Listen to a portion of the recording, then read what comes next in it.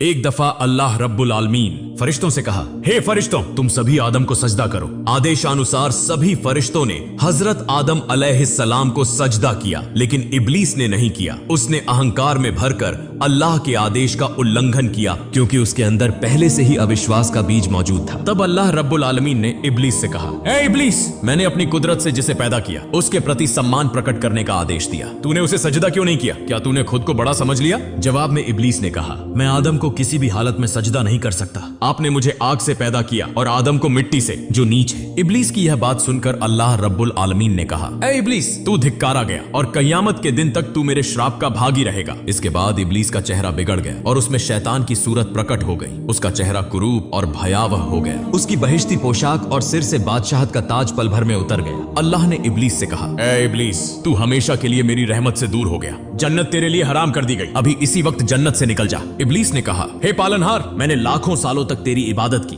क्या मुझे इसके बदले कुछ नहीं मिलेगा? क्या मुझे इस तरह की सजा देना इंसाफ है? अल्लाह ने कहा, ए गुनहगार इब्लीस, बता तू मुझसे क्या चाहता है? जन्नत को छोड़कर जो कुछ मांगेगा मैं तुझे दूंगा, क्योंकि मैं किसी प्रार्थना को ठुकराता नहीं। तब इब्लीस ने कहा, हे प्रभु, जब मुझे कभी जन्नत नसीब नहीं होगी तो मेरी एक प्रार्थना है कि क़यामत तक मुझे हयात बख्श दे। अल्लाह ने कहा, जाओ, मैंने तुम्हें क़यामत तक की जिंदगी दे दी। फिर इब्लीस ने कहा, हे प्रभु, मेरी दूसरी प्रार्थना यह है कि मुझे ऐसी शक्ति प्रदान करें कि मैं आपकी सभी मखलूक को देख सकूं, लेकिन आदम और उनकी औलाद मुझे न देख सके। मैं उनके जिस्म में रग रग में घूम सकूं और जब चाहूं अपनी सूरत बदल सकूं। अल्लाह ने कहा, जाओ, तुम्हारी यह प्रार्थना भी मंजूर हुई। पापी इब्लीस ने इतनी शक्ति पाकर कहा, हे प्रभु, यह जान लो कि आदम के कारण मेरी जिंदगी भर की इबादत बेकार हो गई। मैं हमेशा के लिए तेरा धिक्कारा हुआ और श्रापित बन गया। मैं आदम और उनकी संतान से बदला लिए बिना नहीं रहूंगा। मैं यह प्रण करता हूं कि आदम की औलाद को हर युग में भटकाऊंगा और उन्हें अपने साथ जहन्नम का वासी बनाऊंगा। अल्लाह रब्बुल आलमीन ने कहा, ए गुनहगार इब्लीस, जो मेरे आदेश का पालन करेंगे और सत्य पर डटे रहेंगे उन्हें तुम कभी भी पथभ्रष्ट नहीं कर सकोगे, लेकिन जो मेरी आज्ञा का त्याग कर तुम्हारा अनुसरण करेंगे और नफ्स ए अम्मारा की गुलामी करेंगे, मैं उन्हें तुम्हारे साथ जहन्नम में डालूंगा और मैं जहन्नम को भर दूंगा। इसके बाद अल्लाह के आदेश पर जन्नत के फरिश्तों ने इब्लीस को गिरफ्तार किया और उसे जन्नत से निकालकर दुनिया के सबसे गहरे समुद्र के तल में फेंक दिया। तभी से समुद्र इब्लीस की गतिविधियों का केंद्र बन गया। दूसरी ओर अल्लाह रब्बुल आलमीन ने फरिश्तों को आदेश दिया, आदम के लिए सबसे उत्तम जन्नतुल फिरदौस में रहने का प्रबंध करो। फरिश्तों ने हजरत आदम अलैहिस्सलाम के लिए सुख और शांति के तमाम प्रबंध किए, जिससे उनके जीवन में कोई कष्ट या परेशानी बाकी नहीं रही। हजरत आदम अलैहिस्सलाम असीम सुख, आराम और शांति में जन्नतुल फिरदौस में रहने लगे। लेकिन यह सार्वभौमिक सत्य है कि चाहे इंसान कितनी भी सुख शांति में हो, साथी के बिना लंबे समय तक अकेला जीवन जीना मुश्किल हो जाता है। यही स्थिति हजरत आदम अलैहिस्सलाम के साथ भी हुई। हालांकि वह जन्नत के अद्वितीय सुख में थे, फिर भी उनके दिल में एक अजीब सी बेचैनी बनी रहती थी। यह स्थिति अल्लाह रब्बुल आलमीन से छिपी नहीं रही। अल्लाह ने फरिश्तों से कहा, मैं आदम के लिए एक संगिनी बनाना चाहता हूँ ताकि वह पूर्ण सुख और शांति का अनुभव कर सके। एक दिन अल्लाह रब्बुल आलमीन ने हजरत आदम अलैहिस्सलाम को गहरी नींद में डाल दिया। जब वह गहरी नींद में थे, अल्लाह ने फरिश्तों को आदेश दिया, आदम के बाईं ओर से एक पसली निकालो। फरिश्तों ने अल्लाह के आदेशानुसार आदम की बाईं ओर से एक पसली निकाल ली और उसे अल्लाह के सामने प्रस्तुत किया। अल्लाह रब्बुल आलमीन ने उस पसली से एक अत्यंत सुंदर स्त्री का सृजन किया और उसे जन्नत के उत्तम वस्त्रों से सजाया। इस परम सुंदर स्त्री का नाम हव्वा रखा गया। उनका यह नाम इसलिए रखा गया क्योंकि अल्लाह ने उन्हें एक जीवित व्यक्ति की पसली से पैदा किया था। इसके बाद बीबी हव्वा अलैहिस्सलाम को आदम अलैहिस्सलाम के पास बिठा दिया गया। अल्लाह रब्बुल आलमीन ने हजरत आदम अलैहिस्सलाम को जगाया। जब वह जागे तो उन्होंने अपने पास एक अत्यंत सुंदर स्त्री को बैठा पाया। हजरत आदम अलैहिस्सलाम के मन में सवाल उठा, यह सुंदर स्त्री कौन है? ऐसी सुंदरता तो मैंने पहले कभी नहीं देखी। अल्लाह रब्बुल आलमीन ने कहा, हे आदम, मैंने तुम्हारी बेचैनी को दूर करने के लिए तुम्हारे लिए एक संगिनी बनाई है। यह स्त्री तुम्हारे जीवन की हमसफर होगी और सुख दुख में तुम्हारी सहभागी बनेगी। अल्लाह ने स्वाभाविक रूप से पुरुषों के दिल में महिलाओं के प्रति आकर्षण पैदा किया। यही कारण था कि हजरत आदम अलैहिस्सलाम बीबी हव्वा अलैहिस्सलाम के प्रति आकृष्ट हो गए। उन्होंने अपने हाथ बढ़ाकर बीबी हव्वा को छूने की कोशिश की, तुरंत ही अल्लाह की ओर से चेतावनी आई, हे आदम, विवाह से पहले हव्वा को छूने से परहेज करो, यह तुम्हारे लिए जायज नहीं है। अल्लाह की यह बात सुनकर हजरत आदम अलैहिस्सलाम ने कहा, हे मेरे पालनहार, फिर आप हमारा विवाह करवा दीजिए। फिर स्वयं अल्लाह रब्बुल आलमीन ने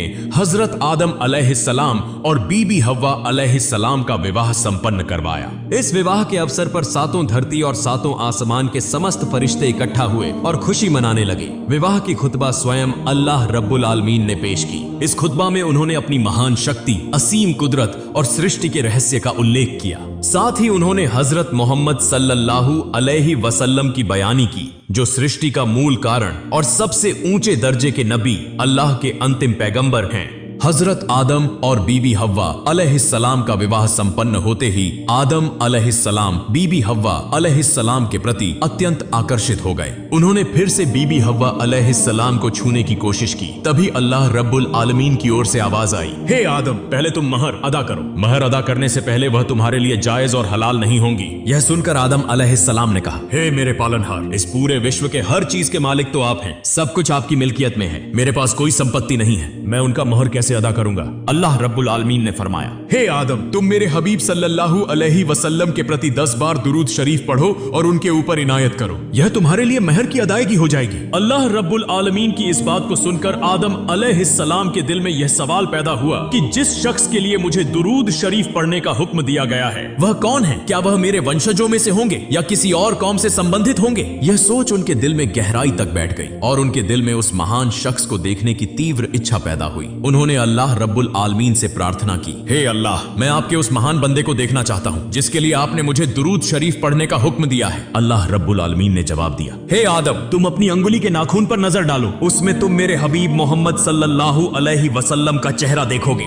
यह सुनकर आदम अलैहिस्सलाम ने अपनी अंगुली के नाखून पर नजर डाली और उसमें हजरत मोहम्मद सल्लल्लाहु अलैहि वसल्लम का पवित्र चेहरा देख लिया। उन्हें देखते ही आदम अलैहिस्सलाम के दिल में उनके प्रति अपार मोहब्बत और प्रेम जाग उठा। उन्होंने तुरंत उनके लिए 10 बार दुरूद शरीफ पढ़ा। तब अल्लाह रब्बुल आलमीन ने फरमाया, हे आदम, जिस सच्चे इरादे और श्रद्धा से तुमने मेरे हबीब के लिए दुरूद शरीफ पढ़ा, उसके बदले में मैंने तुम्हारे लिए बीबी हव्वा अलैहिस्सलाम को हलाल कर दिया और तुम्हारी प्रतिष्ठा और महानता को कई गुना बढ़ा दिया। जाओ, तुम और तुम्हारी पत्नी जन्नत में रहो और जो चाहो खाओ। मैंने जन्नत की हर चीज तुम्हारे लिए हलाल कर दी है। इसके बाद अल्लाह रब्बुल आलमीन ने जन्नत के एक पेड़ की ओर इशारा करते हुए कहा, हे आदम, तुम और तुम्हारी पत्नी जन्नत में रहो और अपनी मर्जी से जो चाहो खाओ, लेकिन इस विशेष वृक्ष के पास मत जाना। यदि तुम इस पेड़ के पास गए तो तुम अत्याचारियों में से हो जाओगे। हजरत आदम अलैहिस्सलाम ने उत्तर दिया, हे मेरे पालनहार, हम पूरी तरह से आपकी आज्ञा का पालन करेंगे। आपकी असीम कृपा से हमें जन्नत के अनगिनत उपहार मिले हैं और यहाँ हमें इतनी सुख शांति नसीब हुई है। उस एक पेड़ का फल न खाकर हमें क्या हानि होगी और हम क्यों आपकी आज्ञा का उल्लंघन करेंगे? इसमें हमारा क्या लाभ हो सकता है? अल्लाह ताला ने फरमाया, हे आदम, यदि तुम उस वृक्ष का फल न खाओ तो तुम्हें कोई नुकसान नहीं होगा, लेकिन अगर तुम उसका फल खा लेते हो तो तुम ऐसे नुकसान का सामना करोगे जिसे किसी भी चीज से पूरा नहीं किया जा सकेगा। अल्लाह ताला के आदेश का पालन करते हुए हजरत आदम अलैहिस्सलाम और बीबी हव्वा अलैहिस्सलाम जन्नत में सुख शांति से रहने लगे। लेकिन उनका यह सुखमय जीवन देखकर इब्लीस जल भुनकर राख हो गया। उसके दिल में हमेशा आदम अलैहिस्सलाम के प्रति ईर्ष्या रहती थी। इसी कारण उसने उनकी हानि पहुंचाने की कसम खा रखी थी। इब्लीस हमेशा इस योजना में लगा रहता कि कैसे वह जल्दी से जल्दी उन्हें जन्नत से बाहर निकलवा सके। हालांकि इब्लीस को जन्नत से निकाल दिया गया था, फिर भी वह 7वें आसमान तक स्वतंत्र रूप से घूम सकता था। इसी स्वतंत्रता का लाभ उठाते हुए वह 7वें आसमान को पार करके जन्नत के दरवाजे तक पहुंच जाता और बार बार वहां आ जा रहा था। इब्लीस को जन्नत के अंदर प्रवेश करने की अनुमति नहीं थी, इसलिए उसने यह सोच रखा था कि यदि वह बाहर से ही हजरत आदम अलैहिस्सलाम और बीबी हव्वा अलैहिस्सलाम को देख सके तो उन्हें झूठे प्रलोभन देकर बहकाना मुश्किल नहीं होगा। इसी उम्मीद में इब्लीस जन्नत के दरवाजे पर बैठ गया और कई दिनों तक वहीं डटा रहा। कई दिनों के बाद जन्नत के दरवाजे के पास उसने एक मोर को देखा। मोर ने इब्लिस से पूछा, हे जनाब, तुम कौन हो और यहाँ क्यों हो? इब्लिस ने जवाब दिया, मैं अल्लाह का एक फरिश्ता हूँ और सिर्फ अल्लाह की इबादत करना ही मेरा काम है। मैंने सुना है कि अल्लाह रब्बुल आलमीन ने अपने नेक बंदों के लिए जन्नत नामक यह खूबसूरत स्थान बनाया है। इसका सौंदर्य और नेमतें इतनी अद्भुत हैं कि बिना देखे उनकी कल्पना भी नहीं की जा सकती। मैं लंबे समय से जन्नत के अंदर की झलक देखने के लिए यहाँ बैठा हूँ। क्या तुम मेरी यह ख्वाहिश पूरी कर सकते हो? मोर ने उत्तर दिया, नहीं जनाब, मेरे लिए यह संभव नहीं है। बाहर से किसी को जन्नत के अंदर प्रवेश कराना पूरी तरह से मना है। मेरे पास ऐसी कोई शक्ति नहीं है कि मैं तुम्हें अंदर ले जा सकूं। इब्लीस ने बहुत विनती की और कहा, हे दयालु जन्नत स्वर्गवासी, मुझे बस एक बार जन्नत के अंदर ले चलो। मोर ने उसकी बात मानने से इनकार कर दिया। तब इब्लीस ने चालाकी से अपनी योजना को अमल में लाने की कोशिश की। उसने मोर से कहा, मोर, अगर तुम मेरी यह ख्वाहिश पूरी कर दोगे तो मैं तुम्हें 3 ऐसी दुआएं सिखाऊंगा जिनसे तुम 3 अनमोल चीजें हासिल कर सकोगे। पहली, तुम कभी बूढ़े नहीं होगे। दूसरी, तुम अमर हो जाओगे और तुम्हारी कभी मृत्यु नहीं होगी। और तीसरी, तुम हमेशा के लिए जन्नत में रह सकोगे और तुम्हें कभी यहां से निकाला नहीं जाएगा। मोर इब्लीस द्वारा बताए गए 3 अनमोल वरदानों के लालच में आ गया, लेकिन फिर भी अकेले इब्लीस को जन्नत के अंदर प्रवेश कराने का साहस नहीं जुटा सका। उसने कहा, देखो मित्र, मैं तुम्हें जन्नत में प्रवेश कराना चाहता हूं, लेकिन मेरे पास यह शक्ति नहीं है, परंतु मेरा एक साथी है जो शायद तुम्हारी यह इच्छा पूरी कर सकता है। तुम यहीं प्रतीक्षा करो, मैं उससे बात करता हूं और देखता हूं कि वह इसके लिए तैयार होता है या नहीं। इसके बाद मोर सर्प के पास पहुंचा और कहा, मित्र, जन्नत के दरवाजे पर एक फरिश्ता बैठा है जिसे केवल एक बार जन्नत के अंदर झांकने की बहुत तीव्र इच्छा है। उसने मुझसे बहुत विनती की, यदि तुम दया करके उसकी यह इच्छा पूरी करने में मदद कर दो तो वह हमें 3 ऐसी दुआएं सिखाएगा जिनसे हम 3 अमूल्य और दुर्लभ चीजें प्राप्त कर सकते हैं। मोर ने इब्लीस के वादे और उन 3 चीजों के बारे में सर्प को विस्तार से बताया। यह सुनकर सर्प भी लालच में आ गया और उसने जन्नत के दरवाजे पर जाकर इब्लीस से कहा, हे मित्र, तुम जन्नत में प्रवेश करना चाहते हो और इसके बदले हमें 3 अमूल्य दुआएं सिखाओगे। यदि यह सच है तो पहले वह दुआएं सिखाओ, फिर मैं तुम्हें जन्नत के अंदर ले जाने की व्यवस्था करूंगा। इब्लीस ने कहा, मैं कसम खाकर कहता हूं, यदि तुम मुझे जन्नत के अंदर ले जाओगे तो मैं तुम्हें वह तीनों दुआएं सिखा दूंगा। मैं तुम्हें धोखा नहीं दूंगा। पहले मुझे जन्नत के अद्भुत सौंदर्य को देखने दो, उसके बाद मैं तुम्हें वह दुआएं सिखाऊंगा। मुझ पर संदेह मत करो, सर्प ने उत्तर दिया। बाहर से किसी को जन्नत के अंदर ले जाने की अनुमति नहीं है, लेकिन यदि तुम्हें वास्तव में जन्नत देखने की तीव्र इच्छा है तो यह काम गुप्त रूप से और सावधानी से करना होगा। यदि यह बात खुल गई तो मेरी खैर नहीं, मुझे कठोर सजा मिलेगी। इसलिए एक काम करो, मैं अपना मुंह खोलता हूं, तुम मेरे मुंह के अंदर प्रवेश कर जाओ और वहीं छुपकर बैठ जाओ। सर्प ने मुंह खोला और इब्लीस उसके मुंह के अंदर छुपकर बैठ गया। इसके बाद मोर और सर्प ने मिलकर इब्लीस को जन्नत के अंदर गंधम वृक्ष के पास पहुंचा दिया। जन्नत में पहुंचने के बाद इब्लीस सर्प के मुंह से बाहर निकला और फरिश्ते का रूप धारण कर लिया। वह बड़ी करुणा के साथ रोने लगा। मोर और सर्प अपने कार्य को पूरा कर वहां से दूर चले गए, लेकिन उनके मन में डर था कि यदि उनका यह कार्य किसी को पता चल गया तो उन्हें कठोर दंड मिलेगा। इब्लीस की करुणा भरी आवाज सुनकर जन्नत की सभी हूरें और यहाँ तक कि बीबी हव्वा अलैहिस्सलाम भी वहां पहुंच गई। उन्होंने इब्लीस से पूछा, हे अल्लाह के बंदे, तुम क्यों रो रहे हो? इब्लीस ने उत्तर दिया, मैं तुम दोनों के भविष्य के बारे में सोचकर रो रहा हूँ। अल्लाह ताला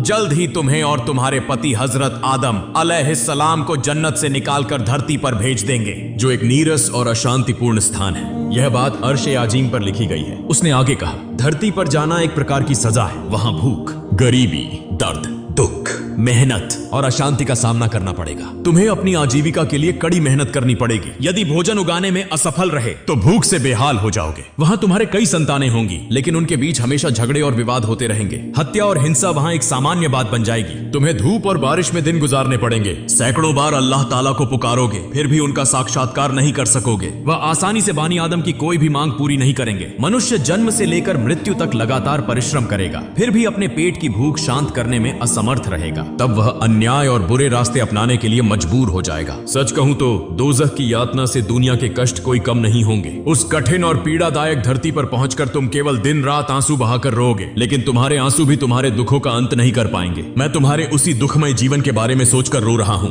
बीबी हव्वा अलैहिस्सलाम ने तब शैतान से पूछा, तुम जो कह रहे हो वह सच है? इसका प्रमाण क्या है? शैतान ने जवाब दिया, मैं अल्लाह ताला के नाम की कसम खाकर कहता हूँ, मैंने एक भी झूठ नहीं बोला। यदि मैंने झूठ बोला हो तो अल्लाह ताला और फरिश्तों की लानत मुझ पर हो। बीबी हव्वा अलैहिस्सलाम का स्त्रियोचित मन शैतान की बातों से प्रभावित हो गया। उन्होंने फिर पूछा, हमें उस पृथ्वी के निर्वासन से मुक्ति पाने का उपाय बताओ। शैतान ने कहा, इसका एक उपाय है, लेकिन मैं नहीं जानता कि तुम उसे अपनाओगी या नहीं। बीबी हव्वा अलैहिस्सलाम ने कहा, बताओ, हम निश्चित रूप से उसे अपनाएंगे। तब शैतान ने गंधम वृक्ष की ओर इशारा करते हुए कहा, वह जो वृक्ष देख रही हो उसका 1 या 2 फल खा लो। यदि तुम ऐसा कर सको तो तुम जन्नत में हमेशा के लिए रह सकोगी। फिर तुम्हें कभी पृथ्वी पर नहीं जाना पड़ेगा। जन्नत की सभी सुख सुविधाएं हमेशा के लिए तुम्हारे लिए अनिवार्य हो जाएंगी। बीबी हव्वा अलैहिस्सलाम ने कहा, लेकिन अल्लाह ताला ने हमें उस वृक्ष के फल खाने से मना किया है, तो यह कैसे संभव है? शैतान ने जवाब दिया, अल्लाह ताला रहमत का सागर है, वह अपराधों को माफ कर देते हैं, इसलिए उनका एक नाम गफूर है। उन्होंने वादा किया है कि वह अपने इस नाम की महिमा को बनाए रखेंगे, अतः तुम्हें इस बारे में चिंता करने की जरूरत नहीं है। मेरा मानना है कि यदि तुम उस फल को खाने के बाद अल्लाह ताला से माफी मांगोगी तो वह तुम्हें माफ कर देंगे। तुम उनकी माफी भी पा जाओगी और जन्नत में हमेशा के लिए रह सकोगी। अब सोच लो तुम क्या करना चाहती हो। शैतान की बातों पर हजरत हव्वा अलैहिस्सलाम विश्वास पास कर बैठी। तब उन्होंने उस वृक्ष के पास जाकर 3 फल तोड़े। फिर उन्होंने एक फल का छिलका उतारा और देखा कि उसमें से खून की बूंदें निकल रही हैं। हजरत मियांज रदियल्लाहु ताला अन्हु ने बताया है,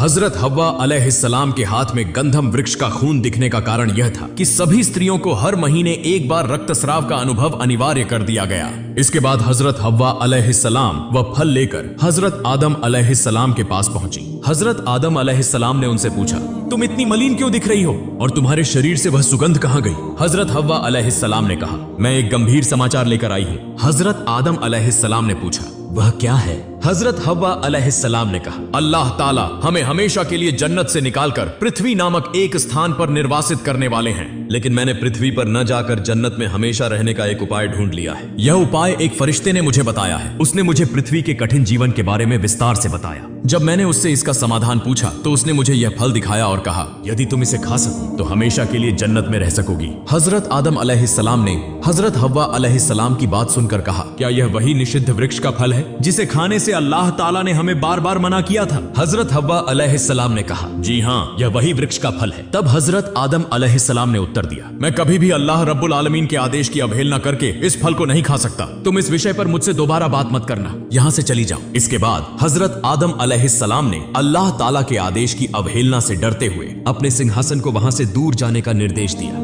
सिंहासन हजारों मील का फासला तय करके कहीं दूर चला गया, लेकिन बीबी हव्वा अलैहिस्सलाम उनके पीछे पीछे वहां पहुंच गई। फिर हजरत आदम अलैहिस्सलाम ने कहा, हे बीबी हव्वा, अल्लाह ताला के आदेश से डरो। अगर हमने इसका उल्लंघन किया तो हमें हमेशा के लिए नाफरमान करार दिया जाएगा और उसकी सजा भुगतनी पड़ेगी। बीबी हव्वा अलैहिस्सलाम ने उत्तर दिया, तुम सच्चाई को क्यों नहीं समझ पा रहे हो? अल्लाह ताला के फरिश्ते कभी झूठ नहीं बोलते। उन्होंने मुझे कसम खाकर बताया है, इसलिए यह बात झूठ नहीं हो सकती। तुम मेरी बात पर विश्वास करो और इस फल को खा लो। हजरत आदम अलैहिस्सलाम ने कहा, अगर अल्लाह ताला हमें पृथ्वी पर निर्वासन में भेजना पसंद करते हैं तो मैं इसे खुशी खुशी स्वीकार कर लूंगा, लेकिन उनके आदेश का उल्लंघन मैं कभी नहीं कर सकता। जब बीबी हव्वा अलैहिस्सलाम ने देखा कि हजरत आदम अलैहिस्सलाम उनकी कोई बात नहीं सुन रहे हैं तो उन्होंने कहा, हे आदम, जरा सोचो, अल्लाह रब्बुल आलमीन अपने बंदों के सभी गुनाह माफ कर देते हैं। अगर हम यह फल खाने के बाद अल्लाह ताला से माफी मांगे तो वह अपनी रहमत से हमें माफ कर देंगे। इससे हमें जन्नत में हमेशा के लिए रहने का अवसर भी मिलेगा और अल्लाह ताला की माफी भी।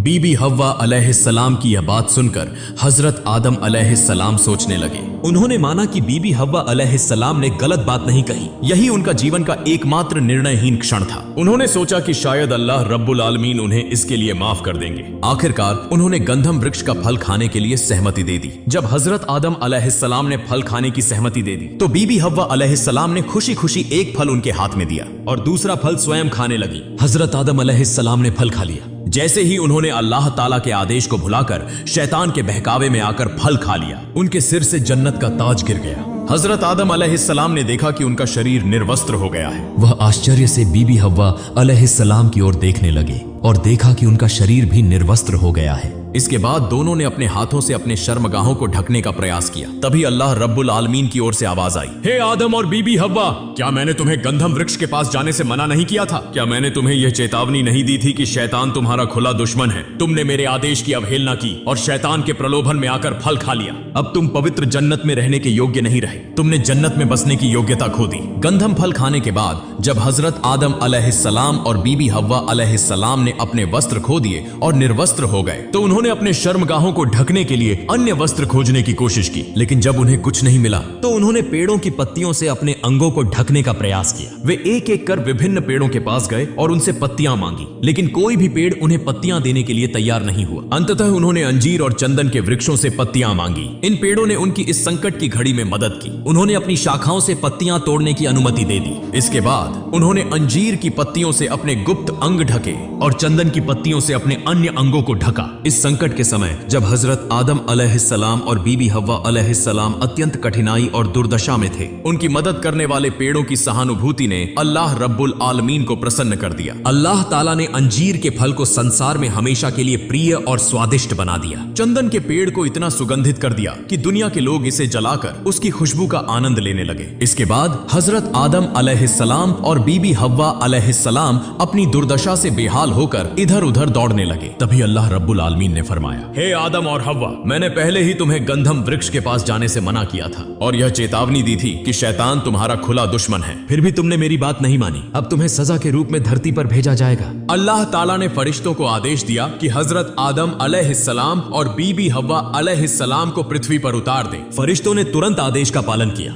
हजरत आदम अलैहिस्सलाम को श्रीलंका में उतारा गया और बीबी हव्वा अलैहिस्सलाम को जेद्दा नामक शहर में। गंधम फल खाने में शैतान की सहायता करने के लिए चींटी और सांप ने भी भूमिका निभाई थी। इसलिए अल्लाह ताला ने चींटी से कहा, तुम्हारा अपराध गंभीर तो नहीं है, लेकिन तुम पूरी तरह निर्दोष भी नहीं हो। तुम जानते थे कि मेरी अनुमति के बिना कोई भी जन्नत में प्रवेश नहीं कर सकता, फिर भी तुमने एक अजनबी को प्रवेश करने में मदद की, इसलिए तुम्हें सजा मिलेगी। पहला, अब तुम्हारा स्थान जन्नत में नहीं रहेगा। दूसरा, तुम्हारा अनुपम सौंदर्य नष्ट कर दिया जाएगा। तीसरा, तुम्हारे पैरों की सुंदरता को नष्ट करके उन्हें कुरूप बना दिया जाएगा। इसके बाद फरिश्तों ने अल्लाह ताला के आदेश पर चींटी को जन्नत से निकालकर पृथ्वी पर उतार दिया। फिर अल्लाह ताला ने सांप को संबोधित किया, हे सांप, मैंने तुम्हें अपनी सृष्टि में सबसे सुंदर बनाया था और जन्नत में रखा था, लेकिन तुमने मेरी आज्ञा का उल्लंघन किया। तुमने एक अजनबी को जन्नत में प्रवेश करने में मदद की। अब तुम्हें सजा मिलेगी। पहला, तुम्हें जन्नत से निकाल दिया जाएगा। दूसरा, तुम्हारी सुंदरता नष्ट कर दी जाएगी और तुम्हें कुरूप बना दिया जाएगा। तीसरा, तुम्हारे पैर मिटा दिए जाएंगे और तुम बिना पैरों के रेंग कर चलोगे। चौथा, तुम्हारे मुंह की खुशबू को बदलकर उसमें जहरीला विष भर दिया जाएगा। अब इंसान तुम्हें देखकर तुम्हें मारने की कोशिश करेगा।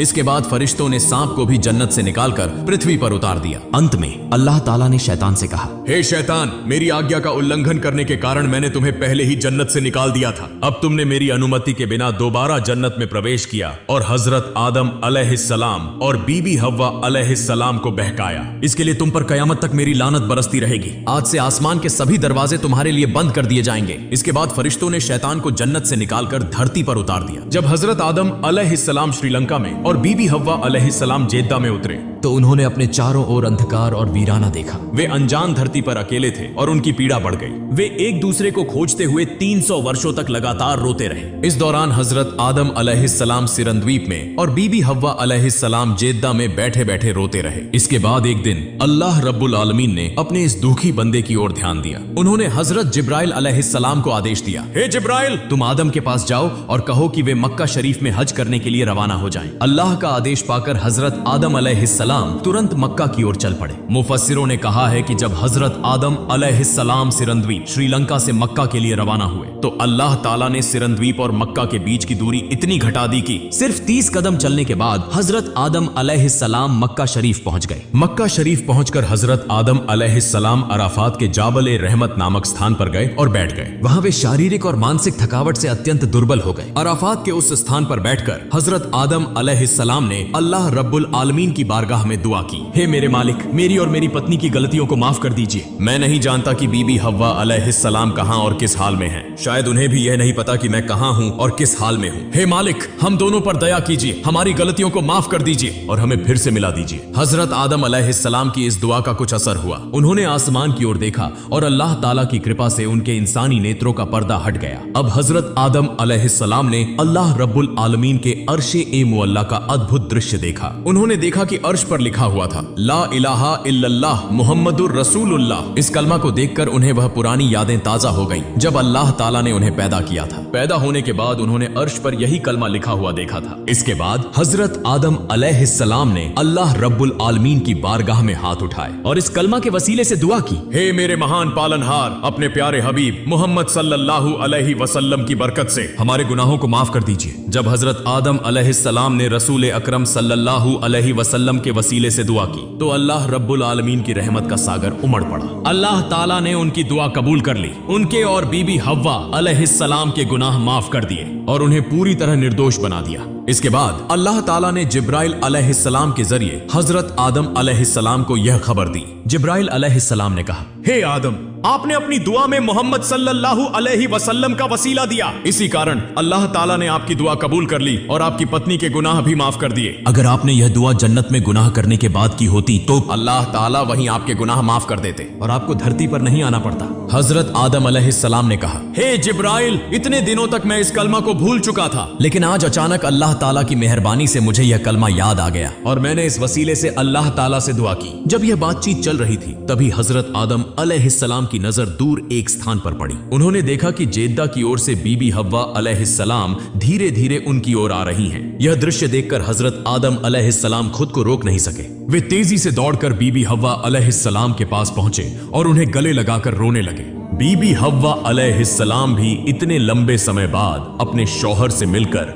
बच्चों की तरह फूट फूट कर रोने लगी। 300 वर्षों के लंबे अलगाव के बाद पति पत्नी का यह पुनर्मिलन अद्वितीय था। उनकी यह सिसकियां और आंसू थमने का नाम नहीं ले रहे थे। धरती और आसमान के तमाम फरिश्ते यह दृश्य देख रहे थे। वे भी उनकी खुशी में शामिल हो गए और अल्लाह रब्बुल आलमीन का शुक्र अदा किया। जहां हजरत आदम अलैहिस्सलाम और बीबी हव्वा अलैहिस्सलाम का यह पुनर्मिलन हुआ, वह स्थान आज हमें अराफात के मैदान के नाम से जाना जाता है। अल्लाह रब्बुल आलमीन हमें उनके जीवन से शिक्षा लेने की तौफीक अता करे, आमीन।